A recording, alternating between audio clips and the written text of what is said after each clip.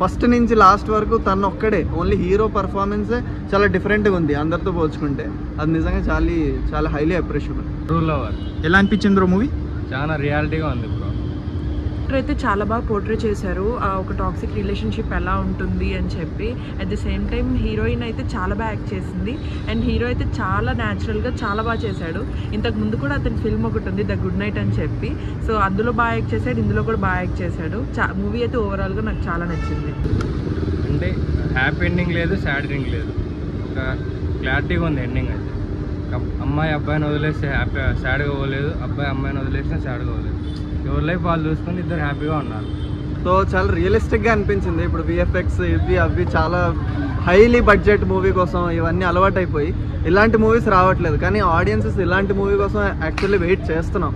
So ఎమోషన్ని only చాలా prolong చేసి దాన్ని హోల్డ్ చేసి చూపించడం చాలా బాగా అనిపించింది. ఏదో ట్విస్ట్స్ అని అది అని అదంతా కాదు, ఏదో పెట్టాలని అది పెట్టాలని కాదు, బేసిక్గా ఏం చూపించాలనుకున్న చూపించారు.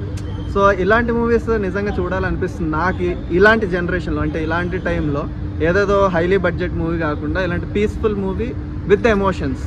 Youth need to see this movie. So toxic రిలేషన్షిప్స్ని ఎలా హ్యాండిల్ చేయాలి, బ్రేకప్ కూడా ఎలా ఉంటుందో టాక్సిక్ రిలేషన్లో అని చెప్పి బాగా పోర్ట్రే చేశారు. సో నాకైతే చాలా బాగా నచ్చింది. రీసెంట్ టైమ్స్లో ద ఫీల్ గుడ్ ఫిల్మ్ అంటే the true love story. Base line simple story, చాలా హోల్డ్ చేసిన స్టోరీ. బేసిక్ చాలా రియాలిటీగా ఏం జరుగుతుందో అది బేసిక్ చూపించగలిగారు. సో అది నిజంగా పోర్ట్రే చేయడం కానీ కన్వే చేయడం చాలా కష్టం. వాళ్ళ పర్సెప్షన్స్ కానీ అది చూపించడం చాలా కష్టం, కానీ చాలా బాగా చూపించగలిగారు.